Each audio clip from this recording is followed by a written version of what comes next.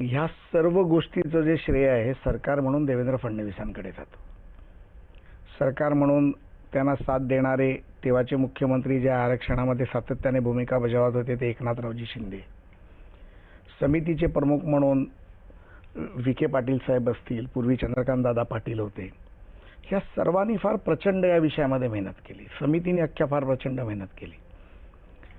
सातत्याने मी एकाच गोष्टीवरती जेव्हा आपण पाहिलं असेल की जरांगे पाटलांची मात्र जेव्हा जेव्हा वाद झाले, माझे आणि जरांगे पाटलांचे काय फार शक्य होतं असं नव्हतं, तर शक्य नव्हतंच. कारण ज्या ज्या वेळेला त्यांनी सरकार म्हणून देवेंद्र फडणवीसांवरती वैयक्तिक टीका केली त्या वेळेला मनोजदादा जरांगे पाटलांवरती मी वैयक्तिक टीका केली. आणि माझी भूमिका तेव्हा देखील एकच होती की मी मराठा आहे, मराठा समाजाबद्दल मला आदर आहे, प्रेम आहे. माझी आई आहे मराठा समाज, मराठा म्हणजे माझी आई आहे. त्या भावनेतून मी त्यांना बोलवतो. माझं म्हणणं त्यांना एवढंच होतं की तुम्हाला जे पाहिजे आहे त्याचं जोपर्यंत वेल कम्युनिकेशन मुख्यमंत्र्यांपर्यंत जात नाही किंवा जे कम्युनिकेशन तुमच्याबरोबर करता आहेत ते पोचवू शकत नाहीत किंवा तुम्ही त्यांना सांगू शकत नाही आहे, हा कुठला तरी तो गॅप आहे, तो गॅप भरून काढला पाहिजे.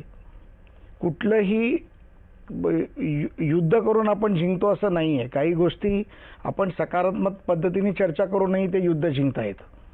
आणि म्हणून मला असं वाटतं की तो जो गॅप होता, जो पूल होता, तो पूल बांधण्याचं काम आणि हा अख्खा समाजाचं रथ ओढण्याचं काम मी त्या भूमिकेत गेलो आणि ते मी करायचा प्रयत्न केला. आणि त्यांच्या ज्या मागण्या होत्या त्या मागण्या काही अवास्तव वेगळ्या मागण्या नव्हत्या. ज्या माननीय एकनाथरावजी शिंदे मुख्यमंत्री होते तेव्हा त्यांनी ज्या GR दिले, मग देवेंद्रजी मुख्यमंत्री झाल्यानंतर त्याच्यात काही अमेंड झाले, त्या मागण्यांची पूर्तता होत नव्हती. त्या मागण्यांची पूर्तता न होण्यामुळे त्यांची ती तळमळ होती.